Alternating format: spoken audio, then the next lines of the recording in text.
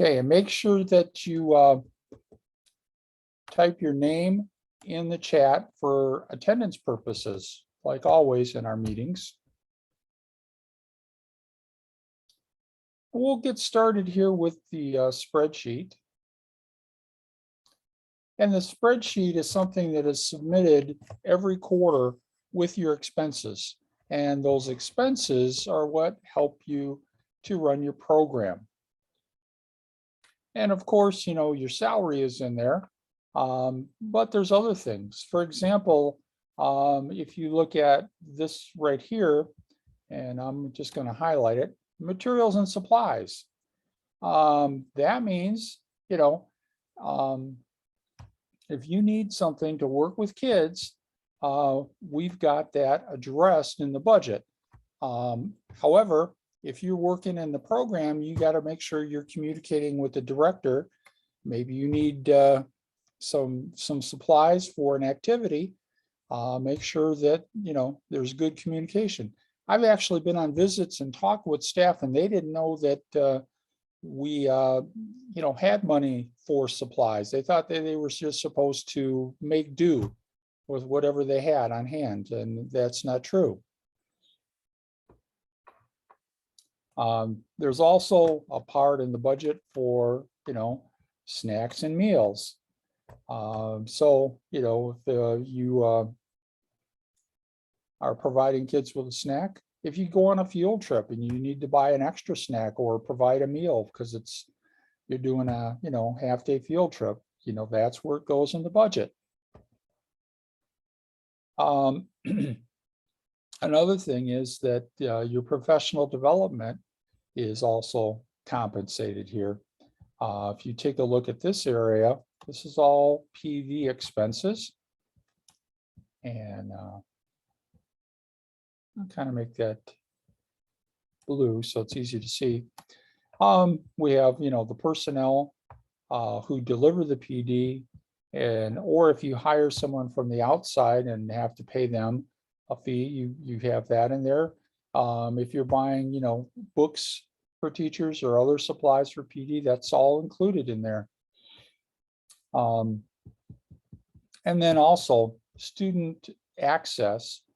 That's where bus transportation comes in to provide kids with access to and from the program. If you need something for safety, you know, if you've got some students that have disabilities and you need to provide some sort of an accommodation, there's a part in the budget for that as well. So we try to have everything you need in the budget. Now, sometimes you may not know where something goes. And in that case, you know, communicate with your program director. They will in turn, if they don't know, they'll contact me and we'll find out where is the appropriate place in there to put that item. So does anyone have any questions on the spreadsheet?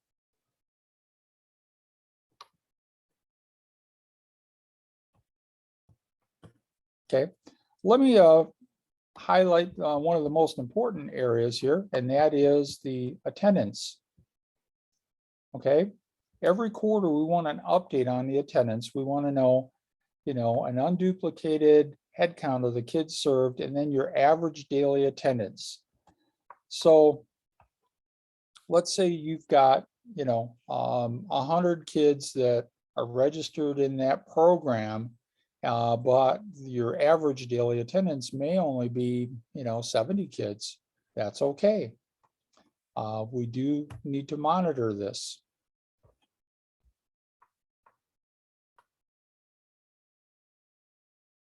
Okay, I'm going to stop sharing this, and I'm going to share another document with you.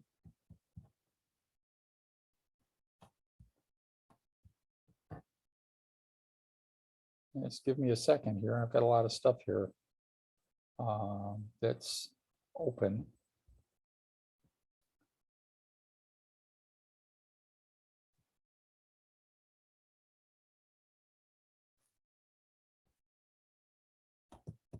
Here we go.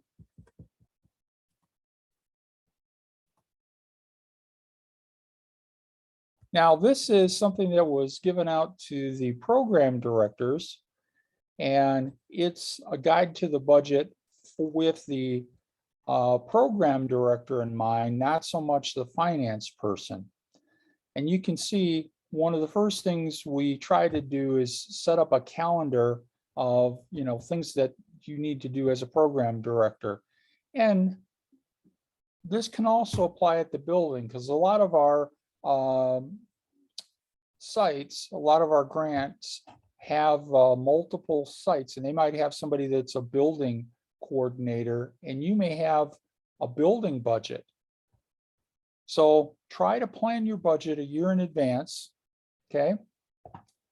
And watch out for, unspent grant funds, because sometimes we can't carry over funds. We've been very fortunate with the pandemic that we could carry over all these funds, but that may not be true in the future. So try to spend as much as you can every year. And if you need help with that, contact me. We can set up a meeting. Second, review your budget, and do this on a regular basis. I would say before you, submit the claim, take a look at it. Do you have any categories that have too much money? Are any underfunded? And take a look at your percentages for PD and evaluation. PD is a minimum of 5% that you must spend, and evaluation is a maximum of, I believe it's 4% or 3%, something like that. Okay, and then line item adjustments. This was really big when we announced, yeah, you can adjust your line items, because all budgets are living documents that change over time, just like your household budget. You ever had a major expense come up, like maybe you need a new roof, and all of a sudden you might have to take out a loan and you're adjusting things in your home budget? Well, that's true of programs. So the only thing on these line item adjustments in your budget is we have a procedure, and that is you set up a meeting with me, we have a conversation, you tell me what items you want to adjust, and I have to review it, only because there's some percentages in there. But it's a pretty quick process, about 10 minutes, and then you generally get approved.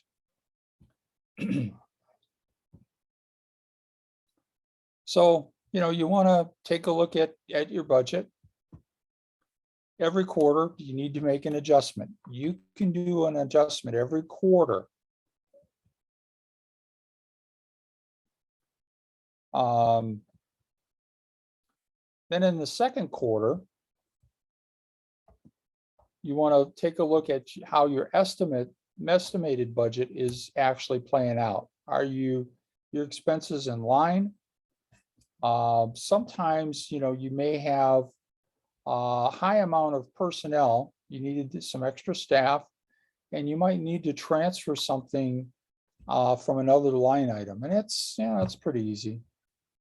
Hey, Vic, I think you answered Colleen's question, but I just want to double check about, Colleen talks about transferring of funds. Yeah. And you kind of said, don't count on it, but I just want to make sure, Colleen, you got your question answered, by the way. Okay, so let me read this. Are they still allowing us to transfer unspent funds to the next year? That I don't know. Keep in mind, normally this program, if you don't spend the money, you cannot transfer it over. I think they're looking at a percentage of being able to carry over, but that's going to be nowhere near what we've been doing in the past with a pandemic. So as we return to normal, we're going to have, normal budget procedures come back into play.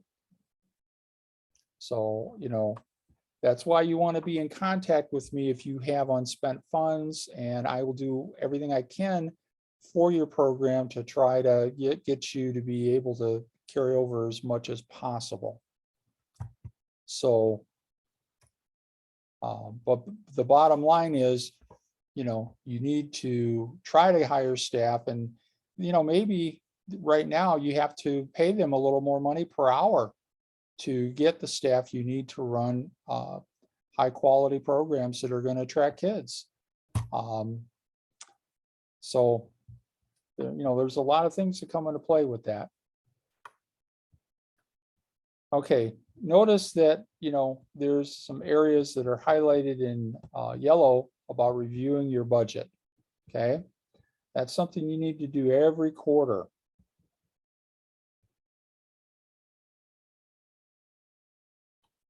And then when you get to the fourth quarter, that's when we're closing out the books for this grant. So that's your last opportunity to make line item adjustments.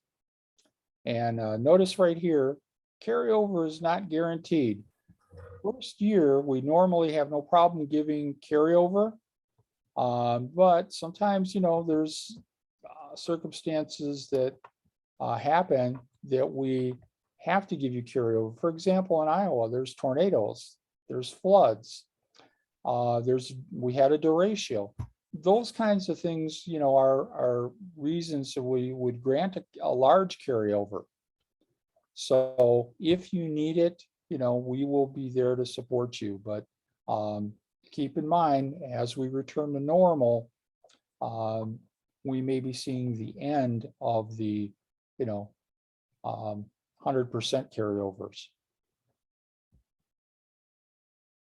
Now, be careful with overspending your award, because we cannot give you more money than what is in that award. So if your award is for 100,000 and you spend 110, that 10,000 you guys are responsible for. So that's another reason to every quarter be watching your budget. And if you're at the building level, take a look at that budget every month. Okay, here are some frequently asked questions. What steps do I need to have my line item adjustment approved? Simply send me an email and with your contact number and a time that is good for you, and we'll set up a telephone conference to discuss, your changes. I'll ask that you, send me some information like how much do you want to carry over from what line item? Let's say you've got an extra $1,000 in transportation that you didn't do a field trip for whatever reason, and you want to put it into personnel. That's fine. I just, I might ask you a couple of questions, and it's just a good way for us to touch bases when you're making changes to your budget.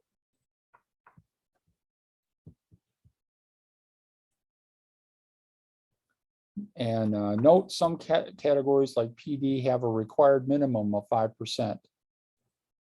An evaluation has a limit of 4%, and an administration has a limit of 8%. So, if you want to transfer extra money into administration and say, oh, we want to take up administration from 8% to 20%, that's not going to fly. That money for this program is focused on the children, and we want to see all that money spent on the kids. That's why we have a limit on administration. And then again, these kinds of line items, in some states they would call that an amendment, but that's a lot of extra paperwork.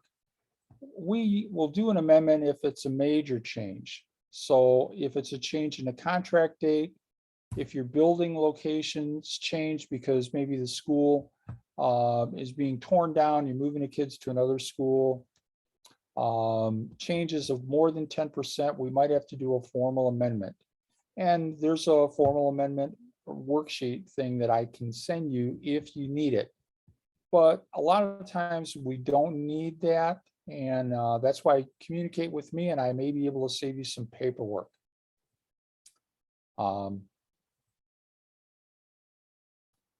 Here's another thing.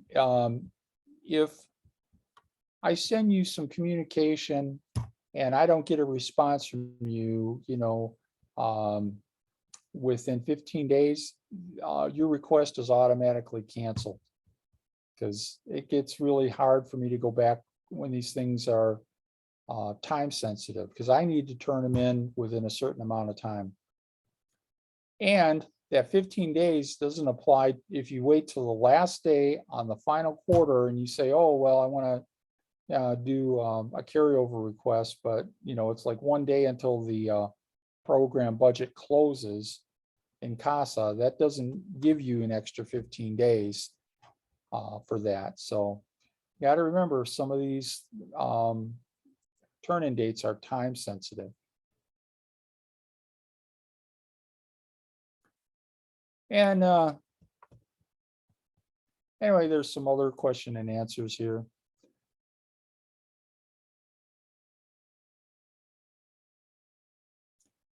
Here's something that's really important. What records do you need to keep track of?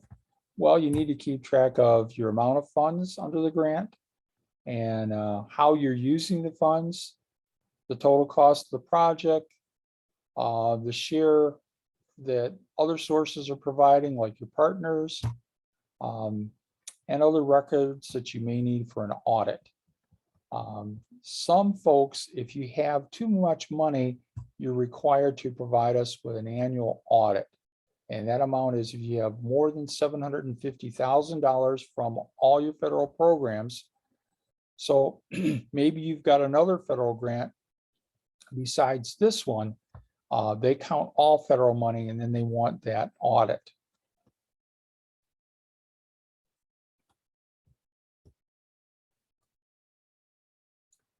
And a little bit of teaching, there's an operating budget. And the spreadsheet that we just looked at is considered your operating budget. And you should really look at that every month and then, do your formal updates every quarter.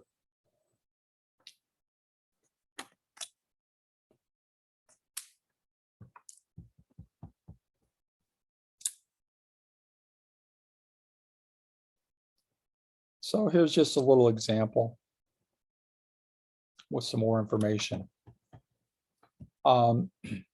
We know that personnel is generally about 60 to 70% of a program budget. So, we monitor all these things.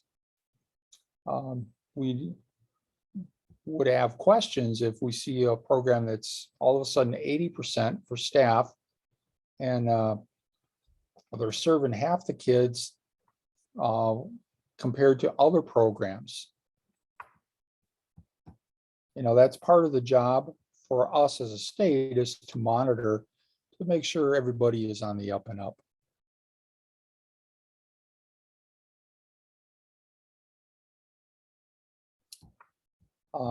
There's money in there for staff travel. And that's, if you want to go to a conference or you want to bring somebody in, you can budget for that. One of the questions sometimes that I get is maybe it's a small program in a rural area, or they only have the one grant. They might want to bring somebody in. Well, you can attend our PD committee, and a lot of times we've had in the past, folks would get together and bring in a speaker and share that cost, because it might be too much for the people that only have one site. But if everybody gets together and wants to bring in that speaker in, it becomes an affordable expense. And in the past, we brought in like folks for social emotional learning, and we even provided some extra funding for that PD effort. So it's always good to collaborate.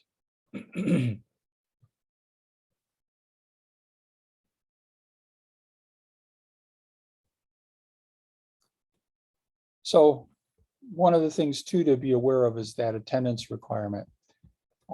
You guys set your attendance goals in your application, and we have to monitor that. And by years 4 and 5, we expect that you'll meet 80% of your goal. Now, that's actually been reduced. I reduced it to 80%. It used to be 90, and some states have it as 100%.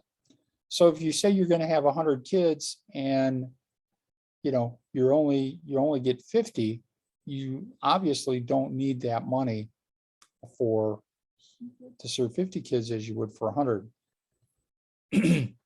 So it behooves you to try to serve these kids that are at risk. And right now we're dealing with big achievement gaps, and we should do everything possible to get those kids that need the help into these programs. You might need to talk to parents and say, we have an after-school program, and your child will certainly benefit. Do everything you can to help these kids, because we are able to make a difference. And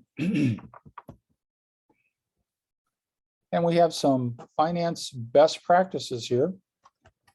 Don't spend more than 8% in administration, and that includes any indirect costs. Don't try to break up administrator salaries into different categories. Don't exceed 4% for evaluation. And your administrators are not your evaluators. You need to hire somebody from the outside. Don't count vendors as partners and pay them from personnel. Don't supplant with federal funds. That's kind of a given. Don't buy software, hardware, or technology without approval, because we're not the school. We're there for a couple hours. So some of these purchases, we can't buy a refrigerator either. We rely on a partnership with the school to use things that they have in place. Heat, lights, tables, chairs, refrigerators, technology. So our focus is on supporting the kids. And, some things are encouraged, like purchasing books, maybe that they would take home to read. And other things the grant really shouldn't be buying. So do spend a minimum of 5% on professional development. And I included a little code citation down there about professional development as a requirement. Keep your records for meeting the federal requirement about records retention. And very important that you collaborate with the building principal. That's why on the application, we ask the principal to sign on, because without that principal, it's very difficult, because you will lose a valuable connection as far as reaching out to staff, parents, and getting the data you need. And collaborate within your community, and try to develop community partners, so for long-term sustainability. So does anyone have any questions on this document?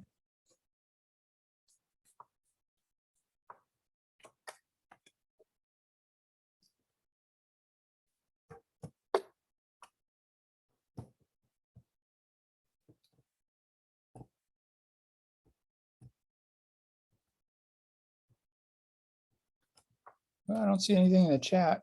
Okay. Got one more thing I'm going to show you.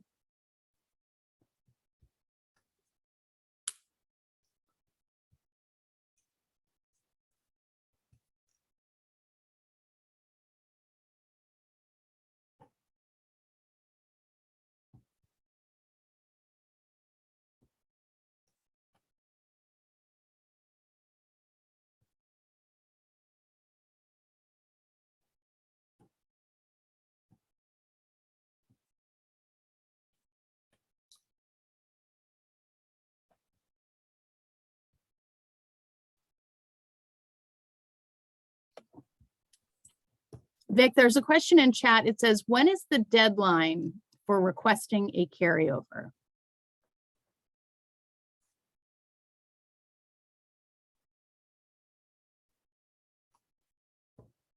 Usually I need to get those in May. And there's a reason. That's a great question. The reason I need it in May is because if it's an allowable carryover, I can put that right into your contract and we don't need to go into an amendment process, which can take, a month or more, and requires a lot of signatures and things. If I'm able to approve your carryover, I'll put it right in your new contract and you'll see the regular amount you would get, and then I add a plus sign and you'll see the carryover amount. If you look at your current contract, there should be a carryover in that, and in most cases because of the pandemic. We had a few that's, didn't need it because they were open a little longer than most. But that doesn't mean it's the end of the world. If you can't get it to me by then, we'll have to go through the amendment process, and that may take a couple of months to get through all the hurdles. So we don't have because of the fact that if there's a flood, if there's a tornado, if there's some kind of unusual circumstance, we will be able to grant you a carryover beyond the regular policy of carryover.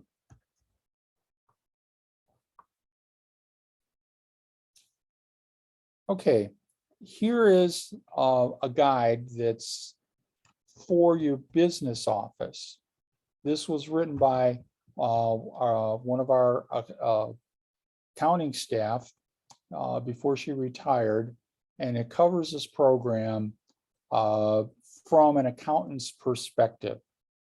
So it's 41 pages, very detailed, and it's everything your business office would want to know. I have sent this out multiple times to the business office. It's posted on the department website. And, I don't recommend that you guys dive into this, because unless you're an accountant or you love, finance, then you might want to give this a look. Program directors, however, you probably want to keep a copy of this. There's even a section here about allowable uses of funds. So make sure you consult that if you've got an expense that you're not sure about. And then if you still need some help after you've looked at this, then by all means, shoot me an email, give me a phone call.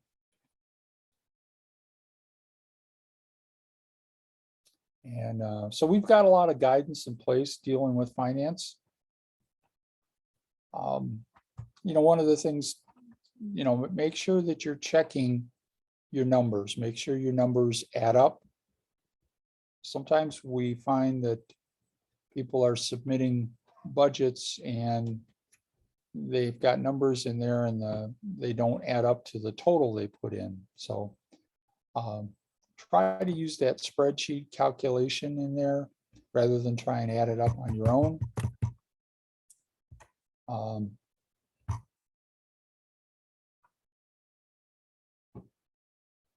So I think we've made a lot of progress here as far as, budgets from where we were in the past. We even have like object codes for your business office on how to submit things in the system.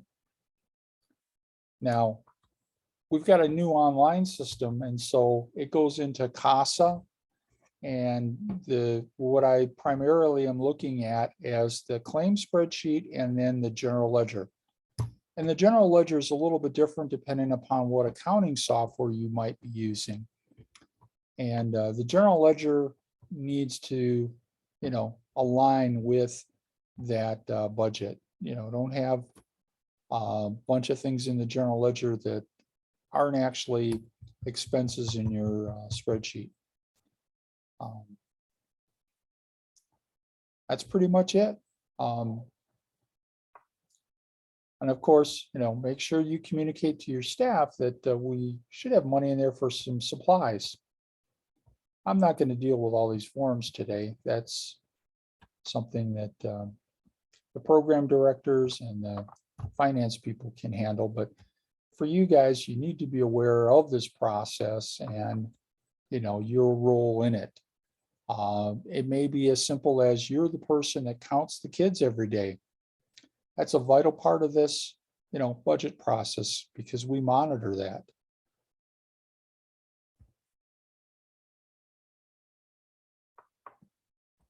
Okay, and if you want to take yourself off mute and ask me a question too, that's okay. I don't see any questions in the chat. Now, I usually will send out an email too to say, okay, I need your carryover request by such and so date.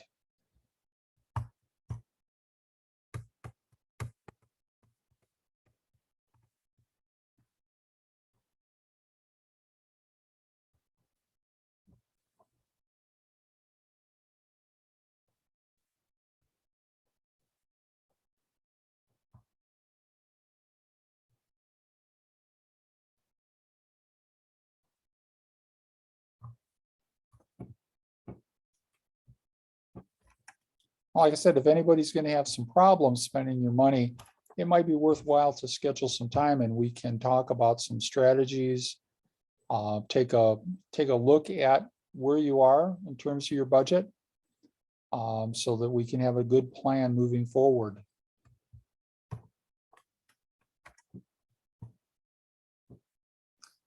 And also keep in mind, I'm not looking to penalize you guys.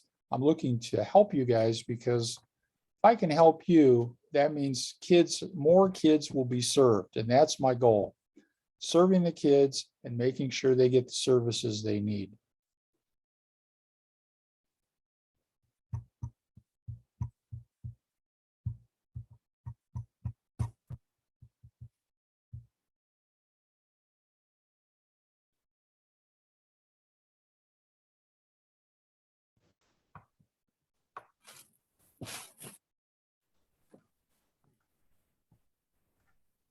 Can you hear me? And stop the recording. I don't see. Nikki, we can hear you. I think Okay, Nikki- sorry.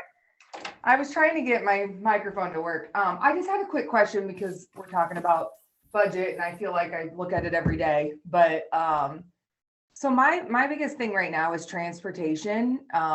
It's been a struggle. I'm sure a lot of school districts this year, but we haven't been able to send a lot of our kids on field trips because we are lacking bus drivers. So in this case, we have a lot of money sitting in our transportation for the 10 schools that we have. Mhm. So I guess my question is, what can I do with all of that? Do I leave it and hope we can carry it over? Well, I wouldn't just leave it. I would take a look at what you could do this year with it because I don't know how much carryover we're going to have. Mhm. You do every quarter a line item transfer. So coming up in March, we've got a new quarter. So right now, you should be looking at those funds and saying, okay, do we need to hire a few more people so that we can, serve more children or provide more services for those kids? Could the kids use some supplies that normally we wouldn't be able to buy, some extra books perhaps, so that you're not sitting on a big unused transportation budget? That's why we have line item transfers in there. And I'm happy to set up a meeting with you and we can talk about it and, spend a little bit of time and get things moving in the right direction. Okay. Yeah, I mean, because with having 10 sites, I mean, we just have there's a large amount of money in there, and I know some of it will go towards summer school, which is fine. But we've already got that set aside already with our summer coordinator. But yeah, so we just have a lot of money, and we could definitely move into the supplies. I feel like we could always use more money in supplies. Right.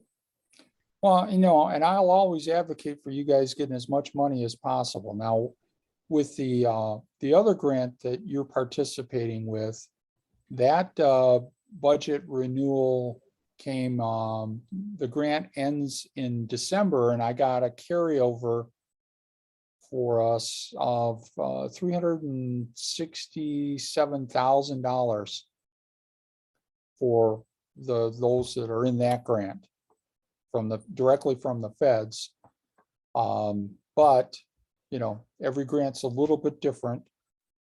And I'll let you know what's possible. Okay, thank you. Mhm.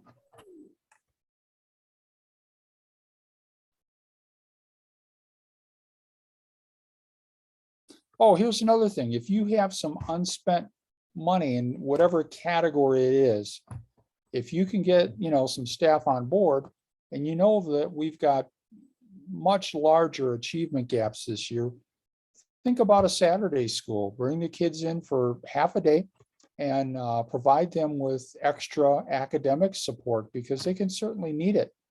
And then you could also provide them, you know, with the lunch on Saturday. You don't have to do it every single Saturday. You could do it once a month, twice a month.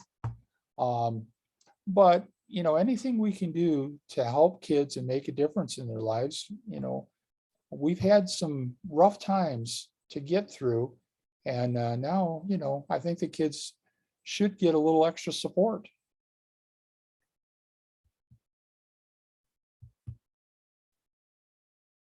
So if you also want to meet with me and talk about how you can do that, I am happy to set that up with you and be available.